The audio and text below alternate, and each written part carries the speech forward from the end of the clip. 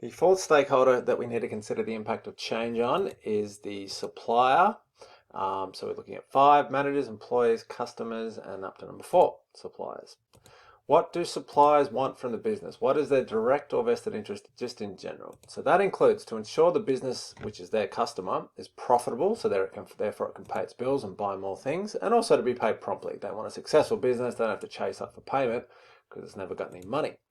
We also, these last two, we want to say, well, you want to have a mutually beneficial relationship, a client and a business. It works the other way when it's a supplier and a business as well, to become a preferred supplier. So we want to be the business that business goes to whenever they need something, some materials or labor or parts or whatever.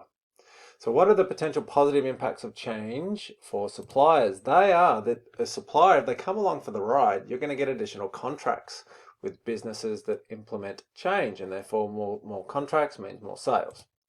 It also, the changes often might be to make it easier to do business with the supplier. So for example, an online portal to buy from the supplier. That's a great thing that actually makes the supplier's business easier too. So it mightn't necessarily result in more sales, it just might make it easier to do business with the actual client, in this case, say Apple or General Motors.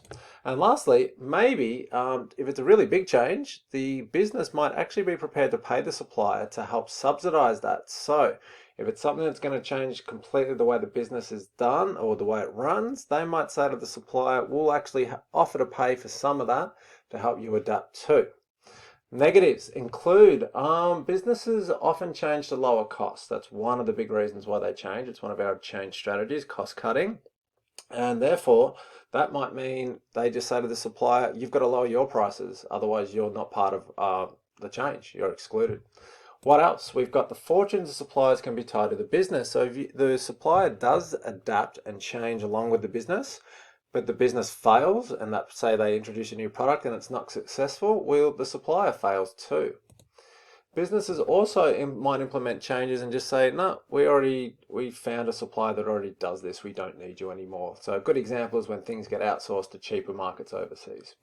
Lastly, big businesses, so we're going to look at Apple and General Motors, they've got so much power, it's not like as a supplier you can say, no, I don't want to change. You have to change, or otherwise you lose their account, their contract, and it's going to be worth billions of dollars, so you kind of have to change. So the examples we're looking at are Apple and Tim Cook changing the way the smartphone or the Apple Watch is pitched from a smartphone on your wrist to a medical device, and Mary Barra and General Motors moving to all electric vehicles by 2035. Well, what's the impact there on suppliers? Let's look at some positives. There's a chance to be a part of something big here, to get in on the ground level and increase sales. And that'll give you what's called first mover advantage. What does that mean? It means, well, let's say the electric car thing really takes off for General Motors. We get in now when they're going all electric by 2035 and we become their preferred supplier. We're going to get an advantage over all the other suppliers. We can lock in a long-term deal here. So be a part of the change. Don't resist it. Also, Apple and GM are devoting billions of dollars to this. So there's a good chance if they need their suppliers to change, they might even help subsidize some of that for us as well. We've got one more positive. Both businesses are committed to long-term change with these products. They're not just sort of fly-by-the-night things that are going to disappear soon. So therefore, if we adapt as a supplier, we're going to be pretty confident that, these are long-term changes. So if we change, we're going to get some long-term benefit out of this as well. On the negative side, Apple and GM, this is going to cost billions of dollars to implement these programs, and they're probably going to want to get suppliers to lower their prices as a result. So that's going to put pressure on them. Also forces the suppliers to be tied to the change. So what if we make the change to Apple Watch or electric car parts, but customers don't want these products? And obviously that sucks for Apple and GM, but it also sucks for the suppliers because they change too. Lastly, what about the massive buying power of these businesses? For suppliers, it's likely to be their biggest client.